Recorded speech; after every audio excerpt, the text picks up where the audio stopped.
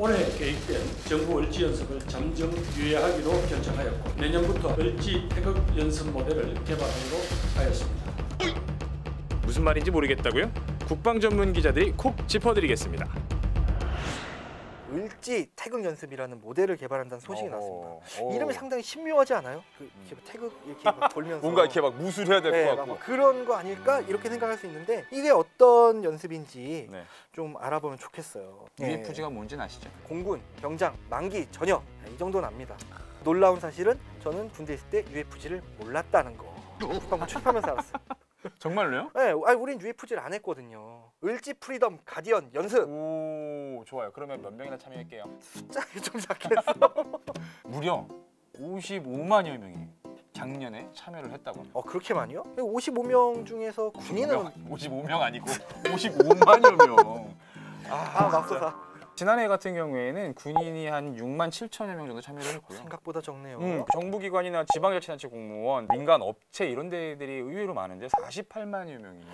생각보다 민간인들이 참여를 많이 하네요. 저는 군인이 한 절반 이상은 나오지 않을까 이렇게 생각을 했는데. 민기자도 알다시피 뭐 UFG는 한미 연합군이 이제 주도하는 프리덤 가디언 연습하고 네. 공무원과 민간인이 참여하는 을지 연습으로 이렇게 이루어지잖아요. 그렇죠. 그중에 을지 연습은 전시 같은 비상 상황이 발생했을 때 공무원을 비상 소집해서 전시 전환 절차를 숙달하고 국가 기반 시설 피해 복구 훈련 이런 것들을 하는 훈련으로 알고 있어요. 그래, UFG의 뿌리는요. 1954년 유엔군 사령부가 시작한 한미연합군사훈련인 포커스 렌즈 연습까지 좀 거슬러 올라갈 수가 있는데요. 1968년에 1월 정말 중요한 사태가 발생하죠. 121 사태. 북한 특수부대가 청와대를 기습 공격하려다가 다행히 실패한 이런 일이 좀 벌어졌거든요. 당시에 이제 우리 정부나 국민은 굉장히 충격을 받았죠. 그때 군 생활하던 병사들이 내일 모레 저녁이다 이랬는데 갑자기 3, 4개월 내가 왜?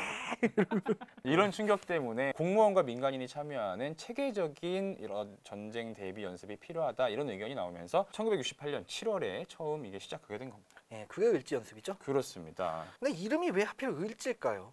그 을지로 그분 맞죠? 맞아요. 네. 그 을지문덕 장군의 이름을 따서 연습에 이름이 매겨진 거죠. 그래서 처음에는 뭐 군장병이 참여하는 포커스 렌즈 연습과 공무원과 민간인이 참여하는 을지 연습을 좀 따로따로 진행을 했었는데요. 미군이 긴급 제안을 딱 합니다. 우리가 해봤더니 말이야. 영어로 해주세요. 우리가 해봤더니 뭐 이런 거. 싫어요. 우리가 해봤더니 군사 연습과 이제 정부 차원의 연습을 같이 하는 게 더 효과적이더라. 네, 효율적일 것도 같아요. 그래요. 그래서 이제 따로따로 시행하던 을지 연습과 포커스 렌즈 연습을 1976년에 처음으로 이제 합쳐서 실시를 하게 된 겁니다. 중간에 이름 한번 바꿨다고 들었어요. 맞아요. 2008년인데요. 포커스 렌즈라는 이름에서 또 프리덤 가디언으로 바꾼 것도 자유의 수호자 정도로 좀 사실은 좀 평범하지만 전시작전 통제권 전환에 대비를 해서 이 연습의 주도권이 한미연합군 사령부에서 이제 우리군 주도로 이렇게 넘어오게 된다라는 이런 선언하는 의미에서 이렇게 이름을 바꾸게 된 거죠. 근데 그렇게 이름을 바꾸고서 10년 동안 실시했던 한미연합훈련인 프리덤 가디언이 올해 미국이 유예를 하기로 결정을 했습니다. 한반도에 평화 분위기, 화해 분위기가 좀 형성된 것이 큰 영향을 미치지 않았을까요? 그렇습니다. 프리덤 가디언 연습이 유예되다 보니까 함께 보조를 맞췄던 을지 연습이 붕 뜬 거예요. 그래서 찾은 게 뭐라고요? 태극 연습입니다. 그렇죠. 태극 연습은요, 사실 우리 군이 전평시 작전 수행 능력과 또 지휘 능력을 높이기 위해서 합동참모본부 주도 아래서 우리 군이 단독으로 실시하는 CPX 연습입니다. 이 CPX가 뭔지 모르는 분들이 좀 있을 수도 있어요. 이런 건 합니다. 괜히 얘기했다 싶어요. 커맨드, 포스트, 엑서사이즈. 발음 따박따박하게 해주는 게 멋있다고 누가 그랬어요? 누가? 와이프가. 우리말로 하자면 지휘소 연습. 네. 쉽게 말해서 실제 군대는 움직이지 않지만 지휘소를 설치해서 지휘 활동을 훈련을 하는.